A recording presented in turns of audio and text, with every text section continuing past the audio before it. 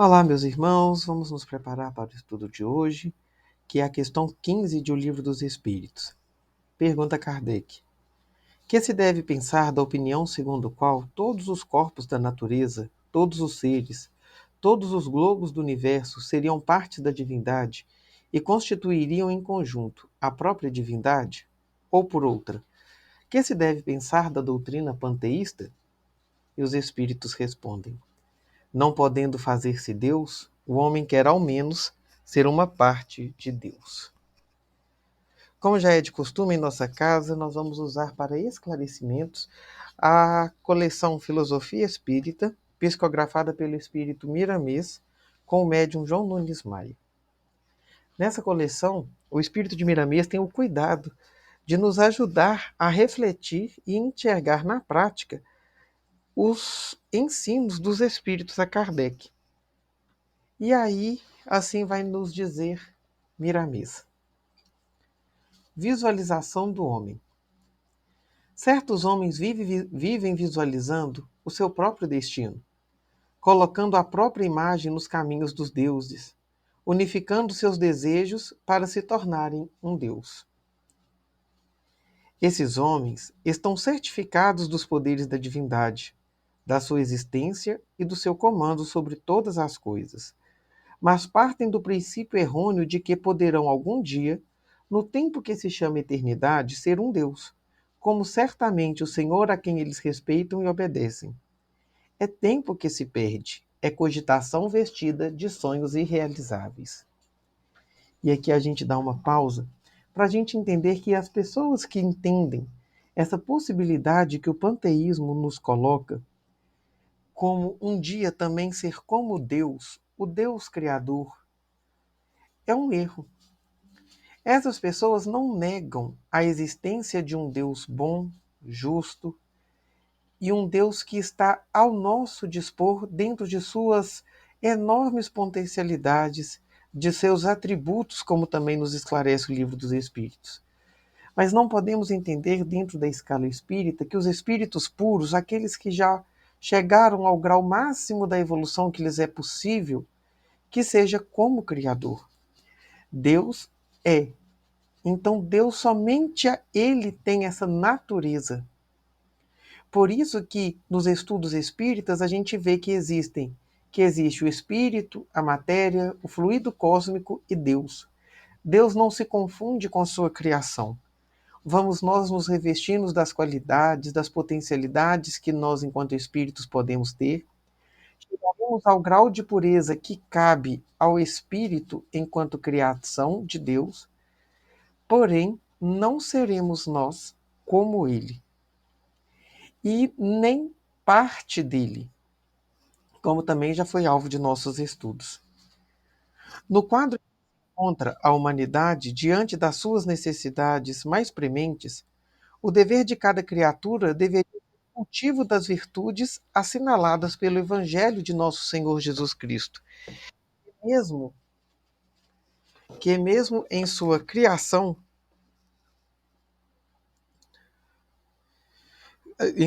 mesmo que com a sua gradação espiritual elevada, gastará séculos incontáveis para harmonizar o planeta com as leis do amor. Virtudes essas que são reflexos dos atributos de Deus, recolhidas por Jesus, pela sua sapiência, na universalidade iluminada dos céus e entregue aos homens pela sua presença e vivência, daquilo que ensinou pela misericórdia divina, o que não deixa de ser a materialização do amor na terra.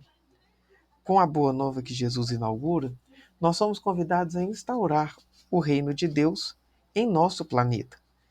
E com esse desafio, Miramês nos lembra da dificuldade que é a harmonização do nosso próprio planeta, tendo em vista que a harmonização de nossas próprias famílias e de nossos próprios lares já se faz desafio preeminente para todos nós. E nos lembra, Miramês, que nós estamos como um ponto dentro dessa eternidade na busca da superação de nós mesmos, dos erros que já cometemos a partir da expiação.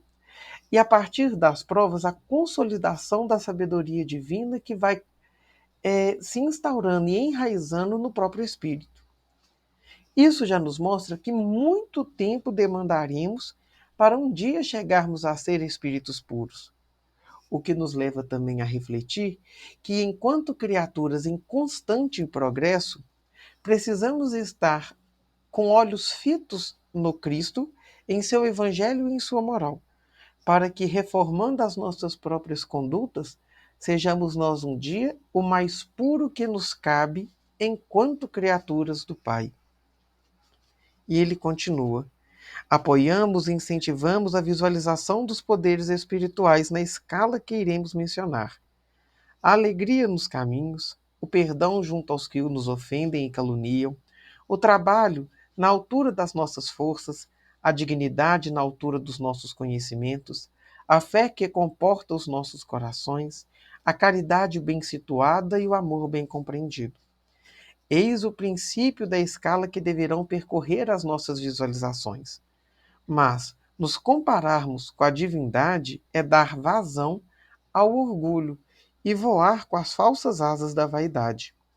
Mais ainda, estaremos indo de encontro às próprias leis que nos regulam o porte espiritual. É a mesma coisa que pretendermos apagar o brilho de uma estrela com os 2 dedos que costumamos segurar um palito de fósforo. Aqui Miramês nos dá uma escala evolutiva da observação e da vivência da lei de amor instaurada pelo Cristo, para que entendamos aonde estamos dentro da escala evolutiva que compete ao espírito. Então ele começa na alegria do caminho, porque muitas vezes estamos no planeta de provas e expiação, passando por um processo de regeneração, mas esquecemos que as provas e expiações ainda são verdades para nós espíritos encarnados na Terra. Mas a alegria plena não nos é possível ainda, mas uma alegria parcial, sim. A felicidade parcial, sim. E o problema é que muitas vezes a gente não entende que essa alegria precisa ser vivenciada com afinco. Porque a gente não pode experimentar um novo passo se não estamos saturados das possibilidades da onde nós nos encontramos agora. Depois ele coloca a questão do perdão. Uma pessoa que não é alegre não perdoa, porque a pessoa que não é alegre se conforma com a dor que foi imputado. Então, as pessoas que nos ofendem ou nos caluniam são chaves de progresso para nós espíritos, para que possamos dar um novo passo. E quando a alegria e o perdão já são inerentes à nossa conduta, como um hábito, a gente vê que o trabalho dentro das nossas forças é uma lei. Inclusive, existe a lei do trabalho, que nos mostra a utilidade dentro de cada um de nós na participação da cocriação da nossa realidade.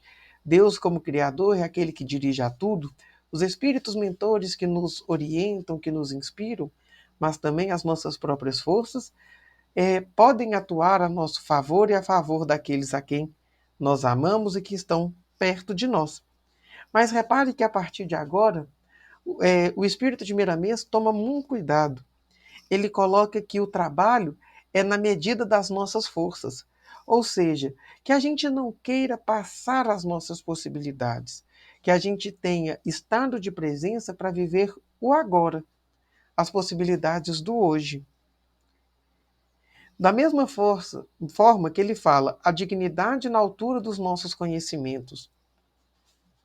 Nós que estamos dentro do estudo do Evangelho, da clareza da espiritualidade, não podemos ter um comportamento como se esse conhecimento não fizesse parte de nós.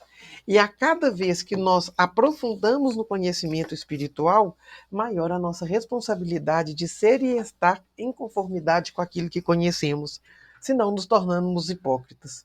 A tentativa constante da vivência do Evangelho de Jesus é o que nos faz cristãos. Depois ele fala da fé que comporta nossos corações. Ele não pede uma fé para a gente como a de espíritos missionários no hoje, porque não somos. Chegaremos um dia a dizer, como Jesus, que somos com o Pai, demonstrando o tamanho da intimidade que temos com Ele. chegaremos um dia a ver o clarão do Cristo, como viu também Paulo de Tarso a caminho de Damasco, e ali converter toda a sua vida e viver em função do Evangelho e transpirar o Evangelho pela simples presença nossa. Porque Paulo fez isso. Mas qual é a fé que comporta nossos corações? Ainda é uma fé frágil, ainda é uma fé insegura, ainda é permeada da humanidade que nos compete. Então deixemos a fé de espíritos missionários, espíritos puros, para quando formos. No agora, sejamos alimentados pela fé que damos conta de sustentar.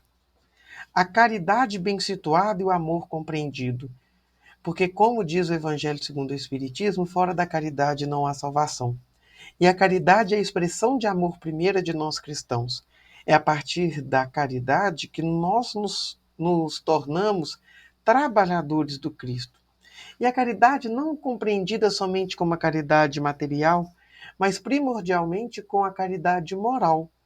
Sejamos nós fraternos e, pelo ato de entendermos a todos a nosso redor como irmãos, a caridade nos faz lei imperiosa e aí não mais um peso. E ele continua: ganhemos tempo. Estamos na era da luz. Busquemo-la em todas as direções para que aquela que o Senhor colocou dentro de nós se acenda em todo o seu esplendor, nos libertando das trevas da ignorância. Percebe que no parágrafo anterior, Miramês coloca que tentar nos comparar a Deus, nós seríamos como a ilusão de tapar uma estrela com 2 dedos, que no fundo a gente só consegue apagar um palito de fósforo.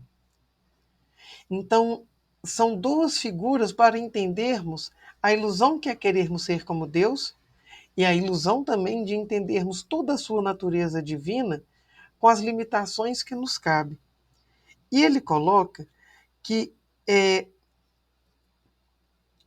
a importância de caminhar, porque no caminho de conhecimento próprio, libertar das trevas da ignorância é consequência ou é marcador do nosso crescimento.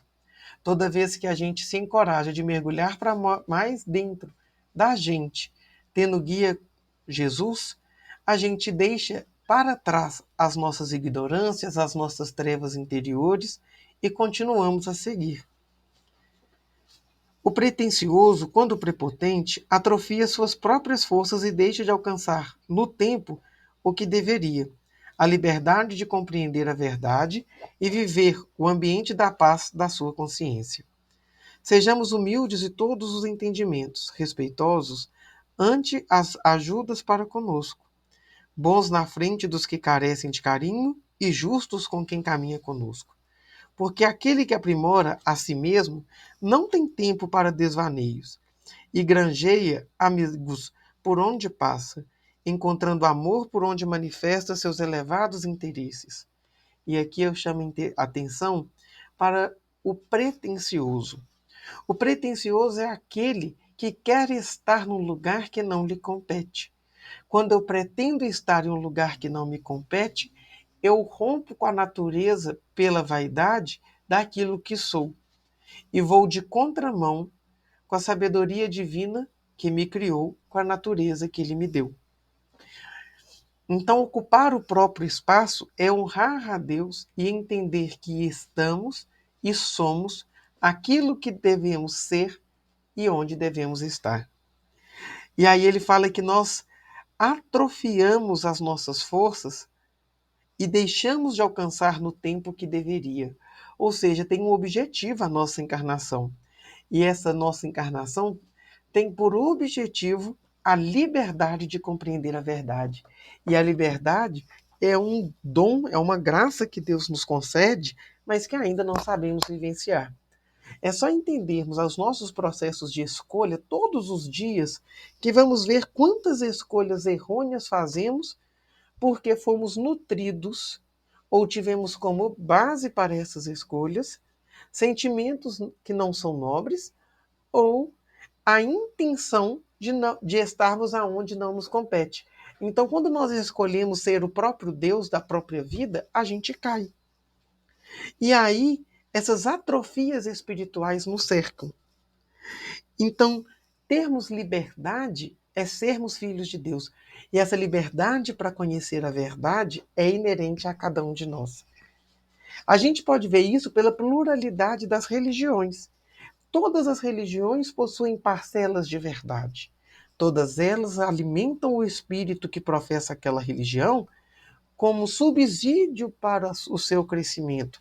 Cada um de nós estamos vivenciando os cultos religiosos dentro da religião que carecemos nessa encarnação. Então, respeitemos a liberdade do outro na busca da verdade, porque essa liberdade nos é concedida. E quando não vivemos essa liberdade, atrofiamos. E quando privamos o outro de viver a liberdade que lhe compete, não somos caridosos e rompemos com a fraternidade. E qual é o grande ápice?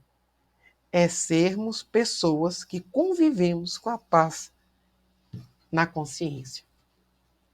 Somos sermos pessoas em paz conosco e com o meio no qual estamos inseridos. Ele continua assim: se os homens desejarem ser parte de Deus, como nos informa o Livro dos Espíritos, na resposta número 15, não é muito melhor nos sentirmos sendo seus filhos? Nunca faltaram em tempo algum as respostas às perguntas que formulamos ao Criador. Elas vêm por muitos meios, e cada vez que o tempo passa, o intercâmbio se aperfeiçoa, colocando-nos com mais segurança a saber da verdade no seu fulgor mais apurado. Quantos livros não existem na Terra respondendo perguntas de toda a natureza? Basta procurarmos para encontrarmos.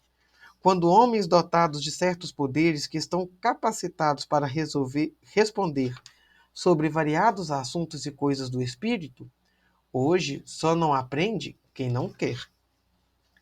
Vamos chamar a atenção pela graça de sermos filhos de Deus. O pai é aquele que nutre. E se a gente entendermos a paternidade enquanto condição humana, os nossos pais tentam nos suprir em todas as necessidades. Mas como humanos, essa condição ela ainda é imperfeita. Quando exercemos a paternidade, tendo como base a paternidade de Deus, nutrimos da melhor forma os nossos, dentro da limitação de criatura. Mas nos sentirmos filhos de Deus é nos colocarmos sob o cuidado integral daquele que não possui limite e que tem todas as suas todos os seus atributos em potência máxima. Então, quando eu precisava de ser amado, pode ser que os nossos pais não conseguiram nos amar como demandava cada um de nós quando crianças. Mas o amor de Deus, que é supremo, nunca deixou de irradiar seu amor sobre cada um de nós. Então, nos colocarmos na postura de filhos e não de Deus é nutrir e preencher os vazios existenciais que possuímos. E aí, Miramês termina. Começa pensando, prossegue orando e avança para o encontro da verdade, que ela te aparecerá com os braços abertos para te libertar. Visualiza a verdade e o mestre, que ele te instruirá dentro das tuas necessidades de viver melhor, no ângulo em que podes viver bem. Esses dois últimos parágrafos eu lembro muito daquele trecho do Evangelho de Mateus que diz: batei a porta e vos será aberta, pedi e obtereis. Por quê? Porque tudo aquilo que a gente pede ao Pai, e esse Pai é devotado e amoroso, dentro de sua possibilidade, ele nos favorece com aquilo que nós requeremos. A Deus que não tem limite, quando nós pedimos e nos é possível por merecimento, por graça, por caminho evolutivo, nos é concedido. Então, começa pensando Assim nos instrui Miramês, porque a realidade do pensamento é o que cria depois a nossa realidade física. E é por isso que também Chico Xavier psicografa o livro Pensamento e Vida com Emmanuel, para mostrar a importância do pensamento, o quanto que o nosso pensamento movimenta energia, o tanto que o pensamento cria em nós uma tela mental onde o mundo dos espíritos nos vê completamente. Aquilo que nós tendemos a esconder por não pronunciar os nossos pensamentos íntimos. Aí ele coloca, prossegue orando. Porque se a gente pensa e usa o nosso pensamento a nosso favor, e a gente faz isso em sintonia com o nosso Pai, com o nosso Deus, a gente então eleva a vibração desses pensamentos. A gente coloca ele no ápice daquilo que conseguimos. E avança para o encontro da verdade. Porque não adianta pensar, não adianta orar, se não damos os passos que nos compete. Porque o mundo dos espíritos não vai fazer por nós aquilo que depende de nós. Os espíritos amigos vão nos instruir, vão zelar por nós, vão nos cuidar e inspirar, mas jamais dar os passos que são para cada um de nós galgar. E aí ele coloca assim: avança para o encontro da verdade, que ela te aparecerá, com braços abertos para te libertar. Imagina ser abraçado pela liberdade. Imagina conseguirmos ter essa liberdade em todos os nossos atos, mas uma liberdade consciente, uma liberdade moralizada pelo Evangelho de Jesus, e não uma liberdade confundida com uma vida imoral, buscando responder à infantilidade do nosso espírito, que quer somente que suas necessidades vãs e egoístas sejam alimentadas. E tenha sempre a visualização do Mestre, que é Jesus, porque ele nos instruirá sobre as nossas necessidades, nos mostrando quais são verdadeiras e quais são frutos das nossas imperfeições espirituais. E tendo Cristo como esse objetivo, tendo Cristo nessas visualizações que nos movem, então viveremos bem. Como uma pergunta a nortear a reflexão de hoje, em quais momentos tivemos a necessidade de sermos Deus em nossa vida, buscando deixar com que o nosso ego norteasse nossas ações, e ainda, porque temos a constante necessidade de ser Deus, o que essa vontade esconde? Que Jesus nos abençoe.